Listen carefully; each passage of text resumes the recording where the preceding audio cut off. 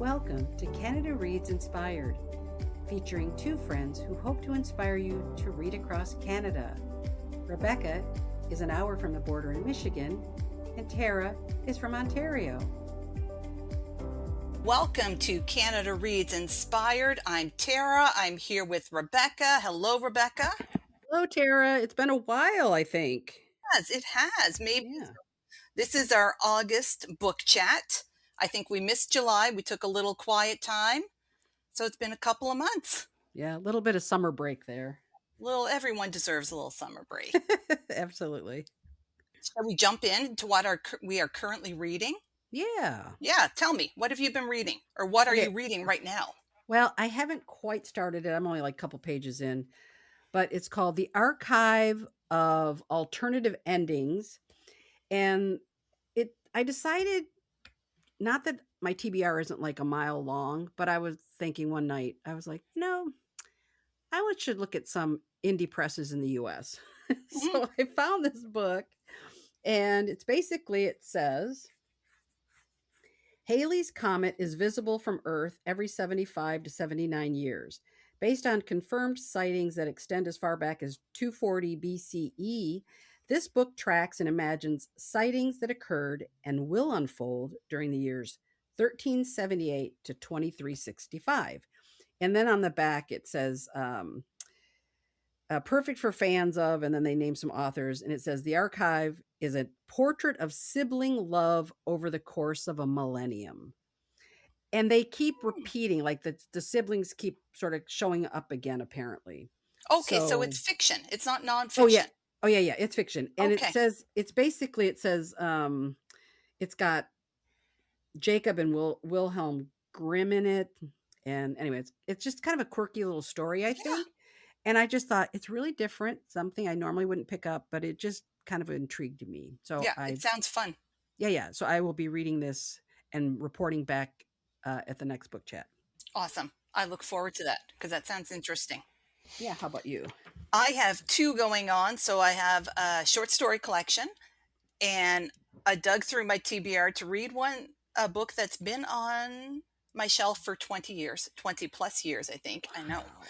And it is the collected stories of Carol Shields. Oh. And it's a big honker. It's like a 500 page. So it's going to take me a while to get through it. I'm just reading it slowly. It was published in 2004, and it's hardcover. I think I bought it in 2004 because I love Carol Shields, but I didn't read short stories at that time. So it's just been sitting on my shelf. So I picked that up. I'm enjoying it. She's wonderful. So that's all I can say. She's good. That's cool. That sounds really good. Yeah. And my second one is a graphic novel, and it's one that you've partially read. Mm-hmm. So it's The Complete Persepolis by Marjane Satrapi. So this is volume 1 and 2, and you've read volume 1, I think you told me, right? Yeah. So it's a graphic memoir of the author's childhood and coming of age in Tehran during the Islamic Revolution. It is excellent. I've heard great things about it, obviously. Yeah. And it is living up to it. I love the illustrations. Yeah. I love the illustration style. Yeah, I read it when it came out. I don't know what year it came out, but I read the first one when it came out, and then I didn't even realize another volume came out. Like, I just didn't know that. So yeah. And then when she passed away, that's when I realized. So now I want to go back and reread it. So I look forward to hearing what you have to say about it. Yeah, I'm enjoying it. It's very good. The coming of age is like teens to mid-20s kind of thing that it encompasses, and it's very good. Yeah. Yeah. Living up to the hype, which is always nice when a book lives up to the hype. Absolutely. Yeah. Okay. That's what we are currently reading. Let's move into what we have read. You start, Rebecca. All right. My goal in talking about this book is that it will not be the longest monologue I do on a book today. So if it gets too long, cut me off. Okay. All right. Because this book, I liked it for a specific reason. All right. Let me get into it. Okay. I can't tell if you liked it or didn't like it. So that's the problem. Okay. That's the problem. Okay. If you're interested in true crime personalities, then I highly recommend this book because it's fascinating. If you're looking for a great memoir, perhaps this isn't your book. Okay, here's the Mm, deal. okay. A publicist reached out and asked would I like to read Kill Not the Butterfly by Ken Wyder.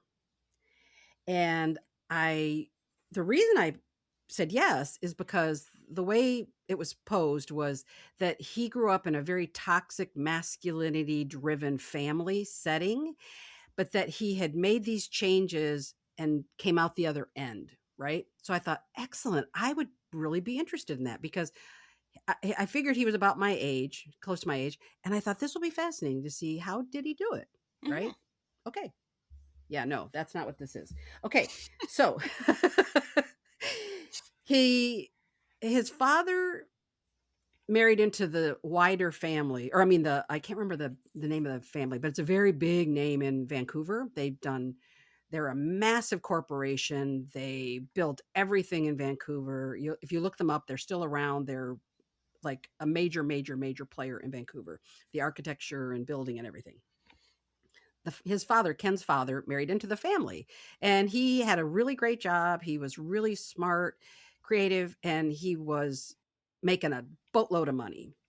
So his mother's family was the one with all the money, but then his father marries in, and now he's working for the company. Except he has mental health issues. Eventually, it goes south. He leaves. Who knows if that was whose decision that was for him to leave. Mm.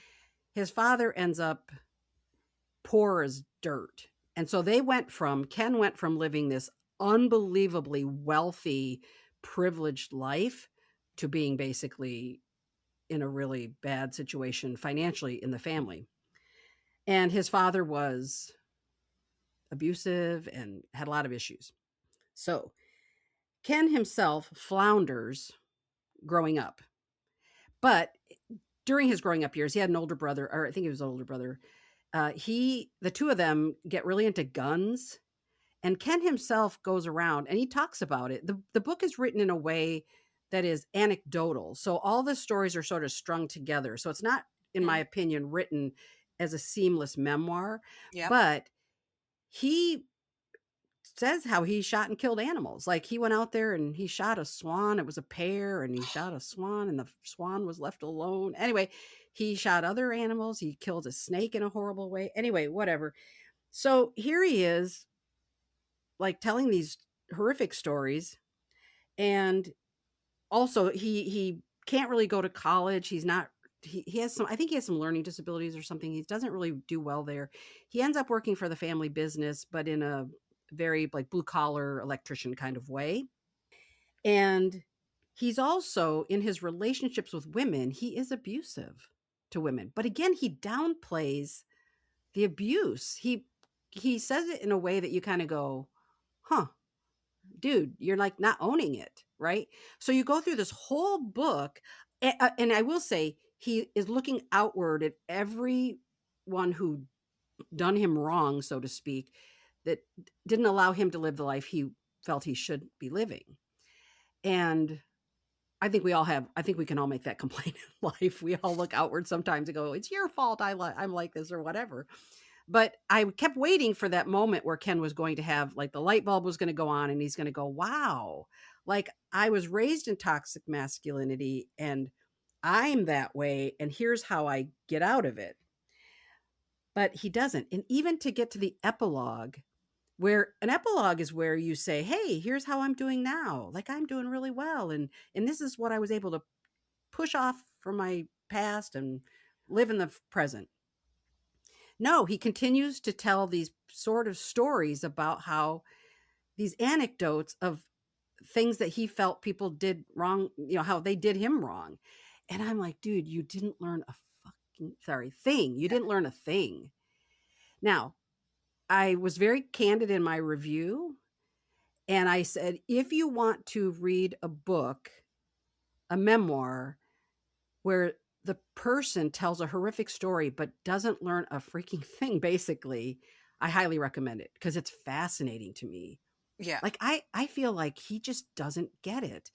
And so when the publicist reached out and said, "Can we use your quote?" Oh, because I will say this. So what I said in my quote was that what it made me do after I read it, I kept looking at it going like, God, where in my life have I been completely clueless? Like there's a certain point you have to stop looking at other people and say, why did you screw me over? And start to say, how am I screwing other people over? Mhm.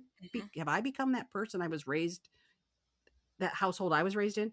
So I was actually looking at my own life thinking, wow, am I that clueless about now? Of course, I didn't kill animals and I didn't do all that. I wasn't abusive to people, but I did. It just made me look inward.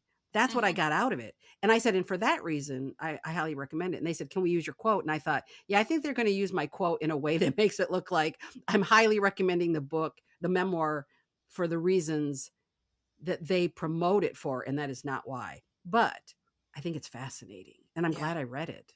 So Mhm. that's the whole thing. Anyway, Yeah. yeah. Yeah. It's interesting. Do you almost feel like, was he writing? See, it's hard for me to say this not having read it, Yeah. that he was almost looking for a pass, like, to get a pass on his past behavior. Do Yeah. you know what I mean? I don't know. Or I did don't he that's that just not know? Like, he's just like, he legitimately blames people for where he is. Yeah, I think there's zero accountability. And there's toward Yeah. the end, there's a scene. Oh, and even with his own children, I have no, he ends up married, divorced, etc., children, whatever. He doesn't really bring any of them into the story, which I thought was really fascinating. He also stalked a woman for a really long time. And I don't think he understands that that was flat out stalking. Mhm. Like, it was a parent to one of his kids' classmates, a woman. I don't think he got it, but at the very toward the very end, there was a scene where he somebody cuts him off in traffic or something, and his daughter's in the car with him, and he gets out and total road raged the whole experience, and his daughter said, "Dad, don't do this," and I thought, I bet that's who he still is at this age. He had to be in his 50s when that occurred. That Yeah. was my sense of it. And I thought, here's a guy again who just didn't learn anything. So I think it's fascinating that Yeah. they It's like a published it. portrait of toxic masculinity. That's exactly what it is. And they're spinning it like he learned something from it, I guess. And so I did say that to the publicist. I said, uh, the epilogue should be where he makes peace, like he explains how he's changed or whatever. And she didn't respond after that. And that's okay. I mean, I get she has a job. She wants to sell Yeah. this thing. And I think this Yeah. book, oh yeah, it comes out September 22nd. Oh, okay. So it's called Kill Not the Butterfly. So if you do see there's a blurb somewhere about me saying I highly recommend it, that's why I highly recommend it, because I just think it's the most fascinating memoir I've read that is confusing and fascinating. And yeah, Yeah. so there you go.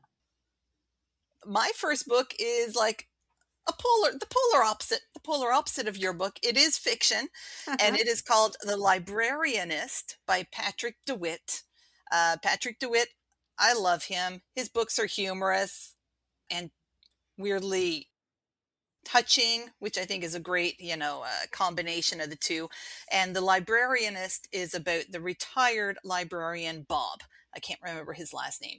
And when we meet Bob, he at the beginning of the book, so I think he's probably in late 60s, early 70s. He lives alone in his small home that he has lived in for like 50 years, and he has a a routine. Like, he gets up in the morning, he does this, he reads, he has his tea, he goes for long walks all over, like rambling walks. That's why I remember too, like that it's not the same walk, he just walks.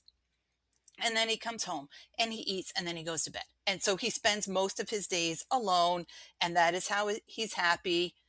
And then one day he finds, I can't remember her name, but he finds this woman. He stops in at the convenience store on one of his walks, and he finds an elderly woman in the convenience store. And the young clerk is kind of like, she's been looking at that milk for like an hour and a half. I don't know what to do.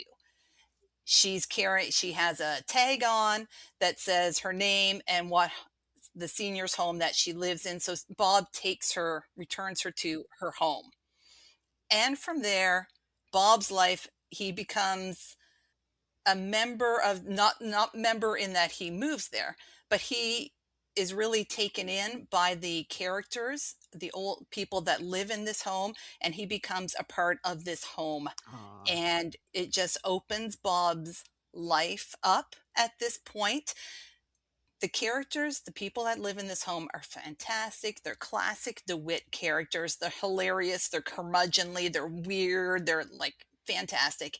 We also learn about Bob's earlier life. So from childhood, because he has an interesting life, and I'm not telling you anything because Oh, good. you need it to like unfold. It really unfolds in a beautiful way that you get his whole life from childhood up to this point. At the end of the book, you will be chanting Bob's name, literally. Again, I'm not saying anything, but you will be. I was like, hands up in the air, chanting Bob's name along with the characters. And I loved this book so much. Oh, Oh, I think it was released a couple of years ago, and I'm so annoyed that I didn't read it earlier, but I read it now. So that's all that yeah. matters. What's up next for you? My next book is If I Must Die, Poetry and Prose by Refaat Alareer. Mm, that's a nice book. And yeah, this is so I would say if you are interested in Gaza and a recent sort of Palestinian point of view, fairly recent, this would be a good book to dive into. In December 2023, Refaat Alareer was killed by an Israeli airstrike, and a former student and friend of his, put this collection together of his essays and poetry and his Mm, musings about life in Palestine, in Gaza. And actually, I take that back. It's a woman that put it together. Yeah, now I'm seeing she wrote the foreword, and then there's an introduction by one of his former students. That's what it was. Okay. Anyway, this is especially painful to read about what's going on because when he talks about the future, his own future, his family's future, and then you realize there is no future for him. mhm, He was a renowned poet and literature professor. And one of the things he did was he put together a collection of Palestinian voices and published that. And I want to read that as well. And I'm sure if people have read this book, they probably wanted to read that as well. So I will just say that, it's not a happy book to read, but I think it's a really important book to read. And the part that I think was even, I mean, it's all just a horrible, horrible tragedy of losing his life, everything that's going on there. But so he was killed by an airstrike in December 2023. His oldest daughter, her husband, and their 2-month-old grandson, which was his first grandchild, were killed by an Israeli airstrike in April of 2024. So about 4 months later, mhm, they were killed as well. So anyway, the poetry, and I should say the title comes from a poem, If I Must Die, which went really viral as all of these things were going on. It's an amazing poem, but his other poetry is in here as well, and just the essays that he wrote about life in Gaza. So highly recommend it. yep. Oh, Everything I've read is like really sad and seriously depressing and stuff, but important stuff. So I think I have a blend of the two. A blend of the two. So it's all about balance. And yep, sometimes we can't always read happy books. We don't yep, learn all the stories if we just stick to the happy books, absolutely. right? So my next book is Becalming by Aga Maksimowska. This main character, okay, a main character is Gocha, and she's a high school chemistry teacher, and she is at that point in her life when I feel like all of a sudden you realize that shit's real. You know what I mean? Like you're out of school, like post-secondary school. You're now like, I can't, I'm no longer a student. I can't just fly by and go, I'm a student. I did that for as long as I could, but at some point Yep. you're like, you're an adult now, as my husband kept saying. Actually, you're an adult. Don't be surprised you have a full-time job. Anyways, so she's at that point. So she's got a really good full-time job. She's in a committed relationship with a man she loves, but she's questioning whether her expectations and her desires from everything that she's wants, are they being met by her career and her relationship, Oh, okay. right? So it's which is it's an interesting you're expected, it's an interesting phase in life where she's got it all, like what you're expected to have. And she's like, but is this actually what I want? And do I want to explore other things? At the same time, she's got a really messy, dysfunctional family with a complicated relationship with her sister, a complicated relationship with her biological father. Gocha has a lot going on. It takes her to Poland as she's trying to figure all of this stuff out. And I really enjoyed this book. It's what brought me into the book before the story. By page 2, I can't explain it, but I really liked Maksimowska's writing. Like right away, Mhm. so, when you start writing a book and you're reading a book and you're like, I'm in. I don't know what's Mhm. going to happen, but I'm like, the writing has pulled me in and I am just in for the story. And Yeah. that's what it was. And then I got to know Gocha and I want to know, I'm like, poor Gocha, what the hell is going to happen to her? And just a really good, like, if you like a messy kind of story, Mhm. great writing, set in multiple places. So, because she lives in Toronto, she now lives in Canada. She immigrated to Canada from Poland when she was young with her mother and sister. So it's just, there's a lot going on. But recommend it. It was a good one. Yeah. That sounds good. All right. My next one is also was a difficult read, but I have to say, here's the deal. All of them. I mean, actually, I was in between these. I was reading children's books that were lifting my spirit and making me really happy, and then Good. I was like thrilled and happy. So Good. just That's the balance.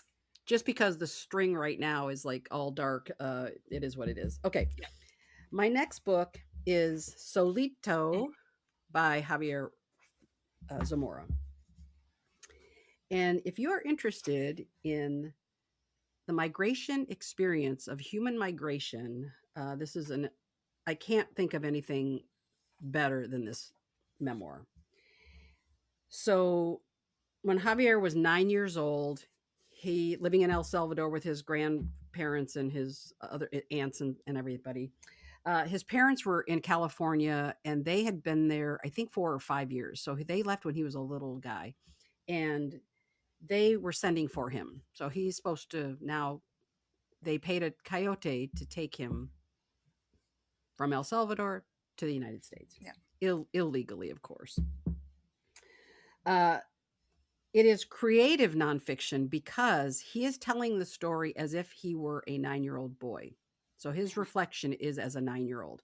So I'm going to assume that since I think he's in his 30s now somewhere, but I'm assuming when he wrote this, he couldn't have had this kind of amazing memory to detail. Maybe I don't know, but Yeah. it's beautifully written. Here's the thing, reason I highly recommend it, and I think every American should read this book.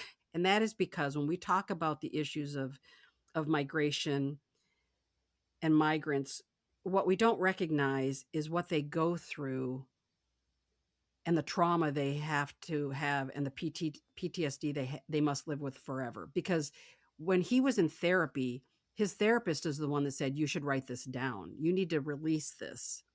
So he had a lot of anger toward his parents.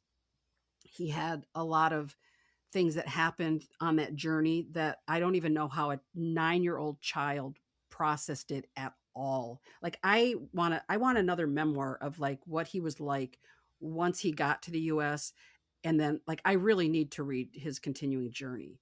And I don't know if he's working on it or if he ever will, but I need that story. I need to understand how he processed it because I think I I think the journey was supposed to last a certain number of days, like a week or 2 weeks or something, but he was on the road like for like a couple months, I think, and his family had no information about where he was, if he even had survived. They didn't know anything for while he was on this journey.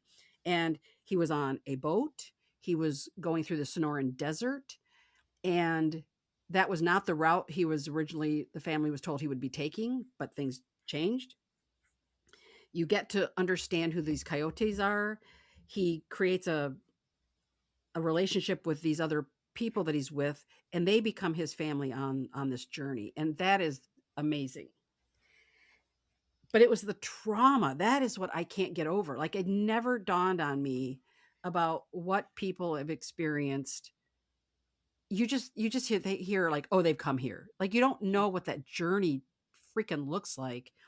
And I think every freaking American of all stripes should read this memoir. It's amazing.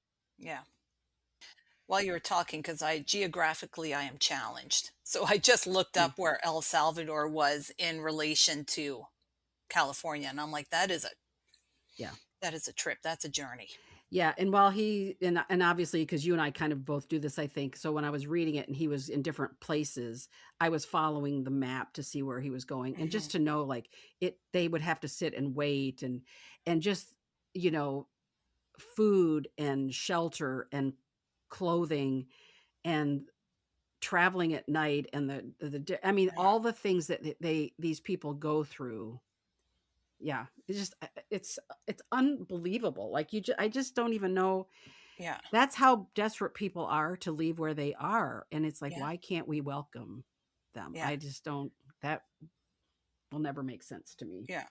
Especially, and when we compare it to like as North American parents, when you have children that age, you're concerned, okay, are they going to be bored for 2 hours? I got to have a snack for them because we'll eat in the morning before we leave, and then we're having till, and Yeah, then you consider just that child, how long he went in yeah, boredom at times, and how long he would have gone without a snack or yeah. bathroom, Oh yeah, oh yeah. facility. And he talks about all of those things, but also it was the fear. But I because there's a lot of things to be afraid of on this Hmm. journey as well, and I just keep thinking I at 9 years old, I just and again, he was on his own. He, thank God, developed a relationship with these other people. But if he hadn't, I just keep thinking initially when he started, I just thought, because one they his grandfather said to this one guy, keep an eye on him. So I just and I look at the 9-year-old in my life and I go, God, Yeah. Yeah. can't imagine it.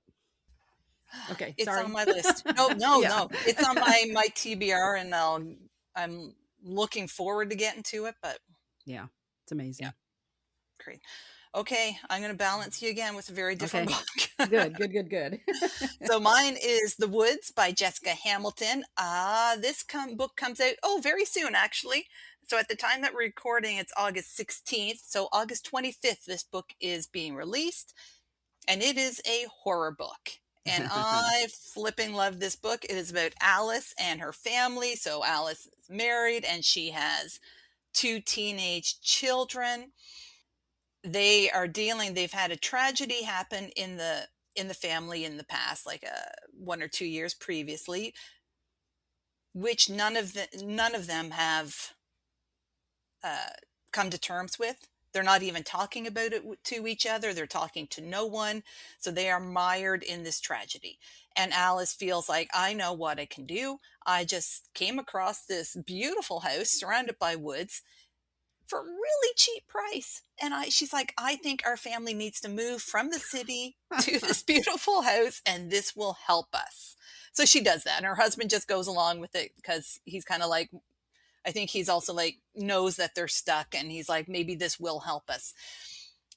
However, so poor Alice takes her family, her traumatized family, and she is moving into a house that also has trauma. There's a tragedy has happened in that house itself, and there's something in the woods.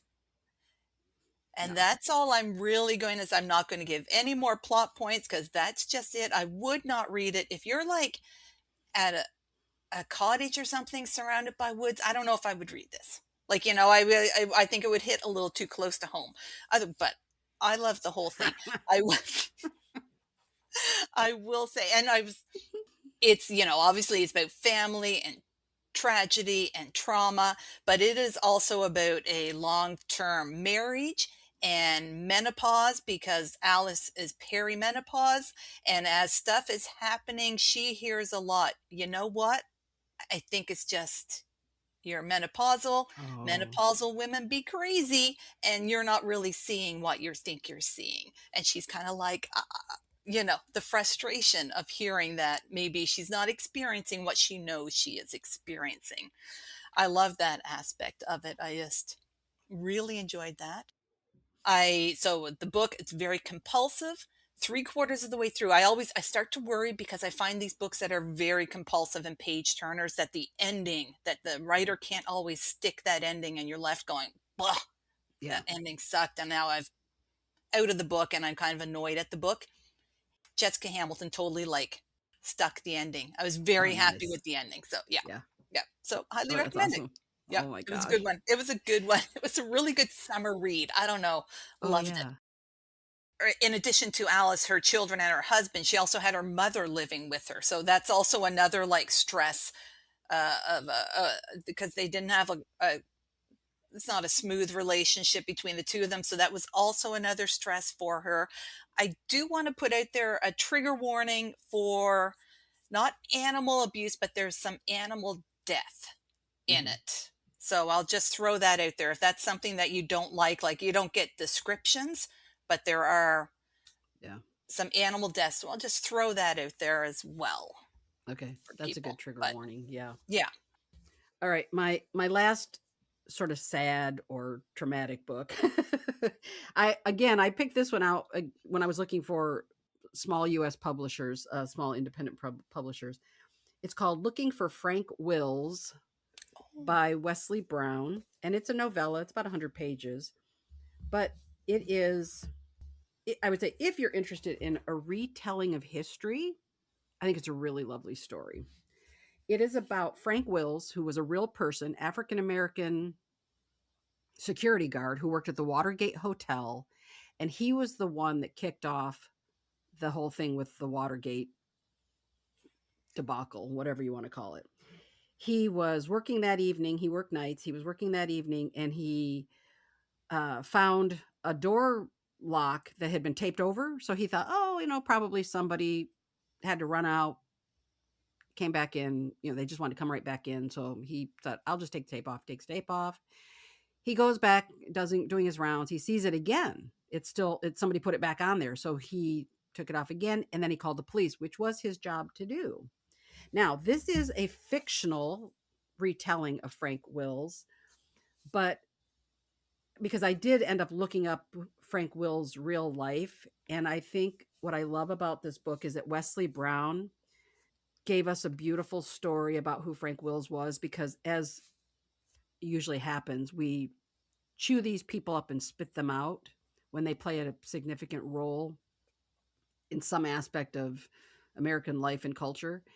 And what really happened to him in his life was very, very sad. But what I love is that Wesley Brown gave him some uh, autonomy, gave him a better life than he really led. Because when that happened, and this happens in the novel, people of, like, white people and black people were not happy with what he did. I mean, the Mm. man just was really literally just doing his job. He did go out on like the talk show circuit. He did a lot of stuff to help promote himself, but he was not someone who wanted that life for himself. It's just that it's kind of, I mean I'm not saying it in the same way that it's equivalent, but it's kind of like oh, what's her name, the one that with Clinton, what's her name, Oh, the woman, god, yep. I can't think of her name. I can see her. I know, me too, because she has a podcast. I watch them all the time. I can't Yep. think of her name, but it's the Brunette. same thing. It's like you get thrown into the limelight because Hmm. you're just sort of like a person who's like, wait a minute, what? Because you're dealing with something bigger than yourself, and then your life is upended. But I love that Wesley Brown gave him a in some ways a better experience. And there's a character who's telling the story. It's his barber, so it starts out when he's a kid and then goes into his life. I love the ending, and I the barber was a really fascinating character. Really, really. I mean, he in a way is almost, well, he's equal to Frank's Hmm. story. Oh, I just loved it. Anyway, short thing, like it's 100 Yep. pages. I loved it. Really, really good book. Yep. It sounds good. That sounds good. I'm gonna add that to my TBR. Yeah. Okay, I'm bringing a heavy book now too. There we go. You don't get Okay. to have all the darkness is not on All the your darkness. side. I'm taking some too. Okay. Although, you know what? What's funny is that this is a book that I read because of you. So, Oh, yeah, okay. it is The Lilac People by Milo Oh, Todd. yeah. Yeah. Yeah. So our summer bingo card, which is ongoing until the beginning of September, this was one of Rebecca's books that she chose for our bingo card. And it tells the story of Bertie. And Bertie is a trans man who lives in Berlin pre World War II. So when we start off, it's 1932 Berlin.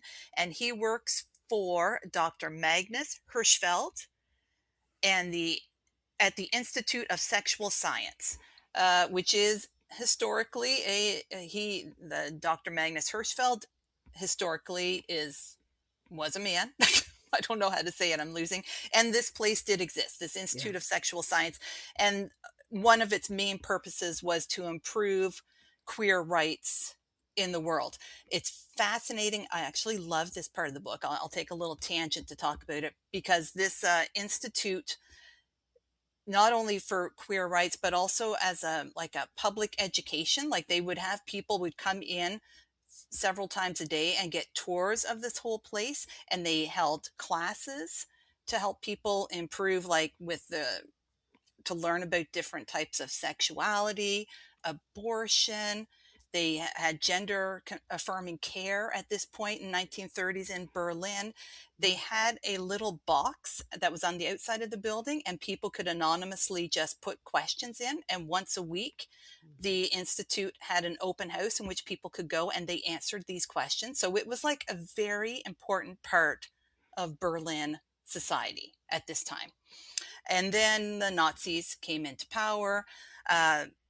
We all know what happens. But Bertie, our main character, is a trans man working at this institute, and we learn of what happens to him and his friends when World War II breaks out. And then the second timeline is post World War II, when the Allies have come and liberated Germany and the concentration camps. But I did not know this. They only liberated certain people that they Mm. felt were worth liberating. That would be the Jewish prisoners were liberated, but anyone who was that was queer and designated by I think it was a black triangle or a pink triangle, they actually were then moved into prisons to finish their uh, Sentence, kind sentence. of. Thank you. Yeah. That they would have, because they were criminals. They were considered criminals. And so I had no idea. So, you get part of the story that you knew, and then the part post war that I think very few of us know. So for that alone, it's worth reading just to get that side of an aspect of World War II history that I don't think is taught. And then to get a trans story, worth reading. It's beautifully written. I loved the style that Todd used in which to tell Bertie's story. It's heartbreaking. It's so sad, but like I wish I could tell you, there is hope at the end, Mm-hmm. but it's devastating at times, but so good. Yeah, I haven't read it yet, but that was the book that I go to a library program once a month where people talk about books they've read that they've really loved, and somebody recommended that, and she raved about it, and so I told our friend Zerelda about it. She read it, she raved about it, which is why I put it on the list. I'm Yeah. glad you feel the same way. I can't wait to read it, but Yeah. 100% going to read it. Yeah. Oh yeah, Ugh. it's fantastic. It's so good. All right. Okay. Well, now I'm going to flip and give you a happy one. Okay. Yay. Yay. There was a happy one. Okay. And by the way, it was Monica Lewinsky was the woman I was trying to think of That's her it. name. It came to me while you were talking, and I was like, there it is. Okay. How our brains work, right? Yeah. Okay. This is a book, a novel that if you are interested in women's historical fiction, this is such a lovely book. A publisher reached, or no, I take that back. The author reached out. Carol Cram wrote The Choir, Oh, and she yes. reached out and said, "Would I like to read it?" and everything. And I said it actually sounded interesting, so I said, "Yeah." And I will be interviewing her sometime in the next few weeks. I'm looking forward to chatting with her about it because this is really it's like you said, a part of history that you don't know about, but it's Mm-hmm. really fascinating to me. So, the novel is about working class people in the UK in around the 1890s. And apparently there was a Victorian choral competitions that had a money prize. And this was like a thing back then, and they were very well attended, and people came from all over and did these choral competitions. And the novel is also really showing what working class women's lives were like. And so we have two main characters, Eliza and Ruth. And Eliza gets married young. Her husband is controlling. He drinks a lot and spends a lot of their money. And she has 5 daughters with him. And so her life is just working hard. Like that is what she does. She just, from the minute she wakes up till she goes to bed at night, she is just working for the family. And she also is very critical of her daughters. Like she's kind of like, because I think she's just so overwhelmed by everything. There are times when she says and does things to her daughters, and I'm like, ooh, like, oh, that's Mm-hmm. awful. But it was the reality of what her life would have been like at that time, Yeah. right? Her best friend growing up was Ruth, and Ruth's life goes completely in a different takes a different path, and she ends up living in London in kind of high society. She is a singer. She has this beautiful voice, and when they were young, they sang together. They had a choir and they sang together. But they go their separate ways, and now Ruth is living there. But something happens, and I won't go into the details of it, but something happens and brings Ruth back from her wonderful, exciting life in London back to this area in England where she now, well, I don't want to say that because I don't want to give that away. But anyway, so their lives end up converging. Their Yeah. lives converge again. I loved this. I loved both of these women for who they were and how they had to make their way because both of them had their own challenges. But the competition, the bringing together of women in these choral groups was really interesting, and I loved it. So anyway, I just want to highly recommend it. Cannot wait to speak to Carol about the novel. I think she did a fabulous job. And again, it's one of these books where as soon as you start reading it, you're just in. Yeah. It's just Yeah. it's just fascinating. So highly recommend it. Yeah. That sounds lovely. Okay, my last book, I'm going to horror again. I'm so sorry, but I'm reading a lot of horror. It's cathartic. Okay, my latest and my last book today, my latest horror is Wolf Worm by T. Kingfisher because I love T. Kingfisher. This is her newest book. It's historical, so historical horror set 1899. I looked it up. What state? Oh, we're in North Carolina in the woods again, but the woods don't. Mm. I know the woods play a little bit of a part, but more so that they're surrounded by woods.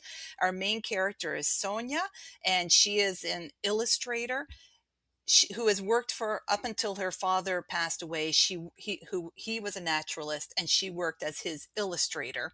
So you get a little bit of the history of women illustrators who worked for Mm. male illustrator or male naturalists, but got none of the credit. Like all the Yep. credit went to the male naturalists.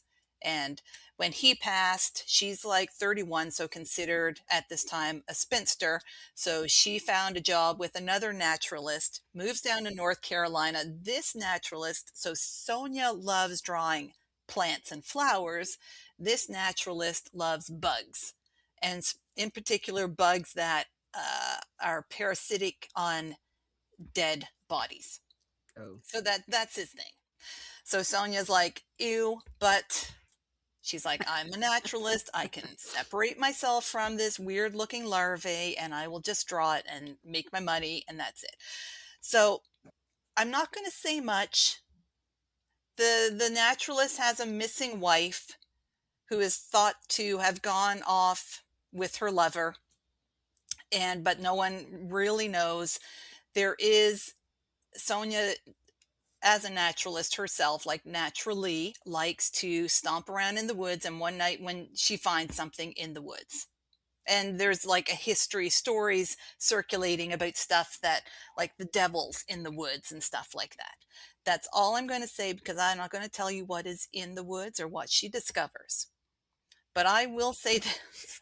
I thoroughly enjoyed this book. Even I'm Yeah. going to say this part, because I can find with horror, not when I'm watching a movie, I cannot disconnect. But for when I'm reading horror, I can disconnect pretty good. I can put up a little wall and I can just read, and doesn't creep me out too much, even though I can acknowledge that it's a little creepy.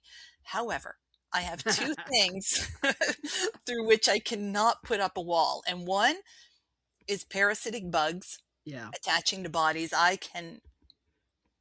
just cannot disconnect from that. Like, it is viscerally no. Yeah. And two, the second thing is a small enclosed space with no source of light. Like, Oh, if yeah. I find a character stuck in a small room and you know something else is in that room, mm-mm. Well, combine the two, and I had a moment of about 5 pages when I was like, no, this cannot be happening, because this is my nightmare. So I will, heads up, if you're someone who cannot also read that, then maybe this is not the book for you.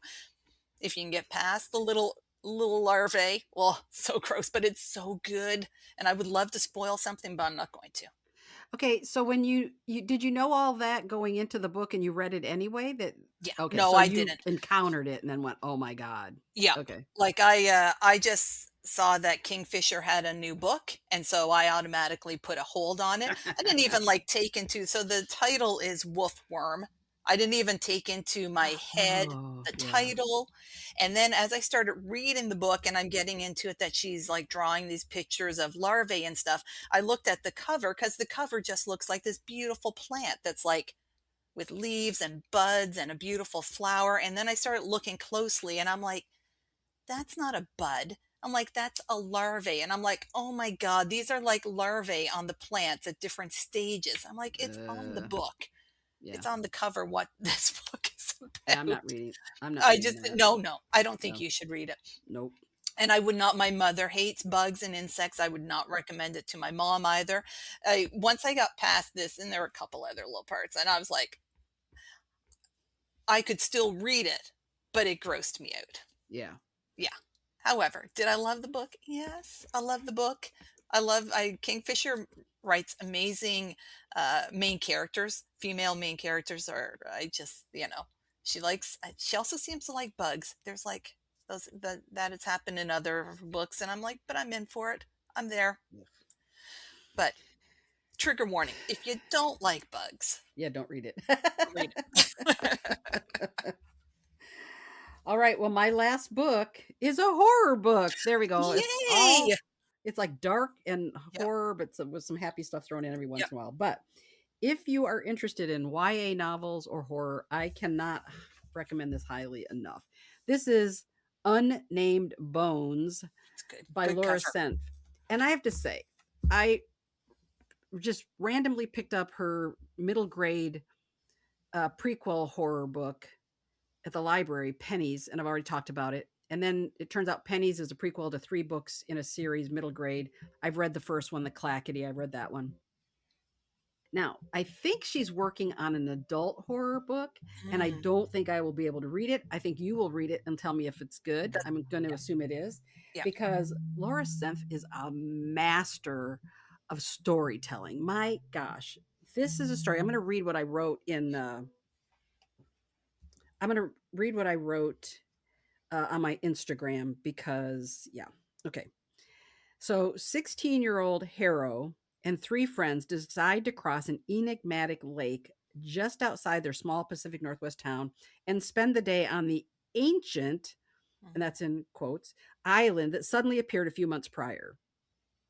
Despite that her father Tim mysteriously died in the lake while boating with a group of friends, including her almost uncle Mike, Harrow guilts Mike into taking them by boat to the island and promises they will be ready for pickup at 5 p.m. Mike drops off the teens, starts the motor, and he and the boat suddenly disappear into the depths of the lake. Now, I started reading it in the morning and I said to my sister, I go, oh my God, this is a daytime book. Mm-hmm. Like, I don't read scary books generally, or if I do, it has to be during daylight hours because I get too scared. I'm a chicken shit. I'm not going to lie. Yeah. I go to bed at night. I hear things. I see things. Whatever. It scares me really. That's why I can't do all that. But I couldn't put the book down. So at 11:30 at night, I was still freaking reading it. Yep. And I texted my sister. I go, oh my God, I can't sleep now.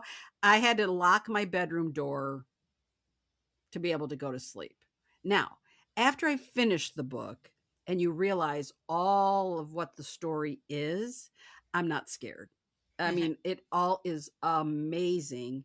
The way she does all this really creepy, like this book will forever be in my mind's eye. Like I can see the island, I can see the dark enclosed space. Oh my God, I'm telling you what, I will never forget that part. But all of it was so creepy leading up to it. But then the outcome of it all was amazing. Like I cannot tell you how much I love this book. And Lora has agreed to speak with me soon, so I've got that arranged. That'll be an interview coming up soon. But here's the one thing I wanted to say that I loved most about this book. Harrow is a teenager who's really struggling in life. But one of the things that she does is she compartmentalizes her emotions. So throughout the story, she is having conversations in quotes with dread, fear, guilt, love, and hope. And I am telling you what, that to me is what took this book to the next level. Like I loved those relationships that she had. And I think, you know how you were talking about how horror is representative of our everyday lives, right? It isn't just a horror story. This is a perfect example of what teens, in my opinion, emotionally are going through. And the fact that she had these relationships with these different emotions, that is such a beautiful way of showing that teen experience and how they're trying to just navigate their ever-changing world and their hormones and everything and the inexperience of life and just trying to figure it all out. She does this so masterfully. I think adults should absolutely read this book. Yeah. I'm in. Loved it. I'm in. Oh, I think you'll really like it. Yeah. Because I'll add that there's 3 things that really get to me. So in addition to the parasitic bugs and a small dark room, water, things in the water. Like if there's been a previous drowning and there's stuff in the water. Yeah. Yeah. And the other thing I will, and yet I still love reading about it. I'll put that yeah, there. yeah. And the other thing I will say this too that I liked, because I think in a standard sort of horror story, especially like teen movies, I don't really watch them, but I mean I used to back in the day, but it's that whole story about where they go, oh, there's a sound, and then everybody goes, let's split up and go look for it, and you go, what the fuck? Nobody does that in real life. They don't. And she does keep them together until they can't be together. But she does that, and I loved that took that ridiculous trope and just went, no, I'm not going down that road. That's ridiculous. And I love that. And I don't know if that was something purposeful. I'm going to ask her, but I love that they stayed together because they knew there was safety in number. Well, safety in quotes in numbers. Brilliant. Loved it. Cannot wait to read everything she writes. Awesome. Yeah. Okay, there we go. Another month of reading.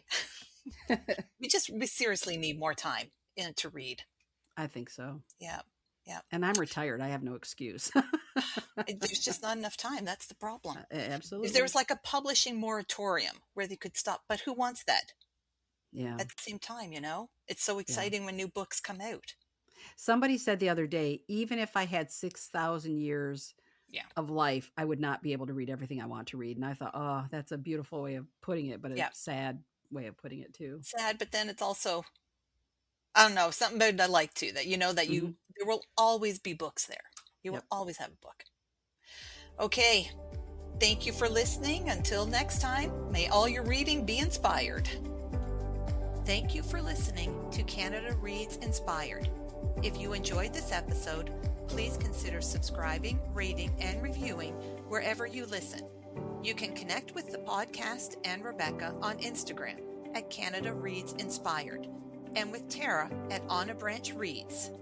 May all your reading be inspired.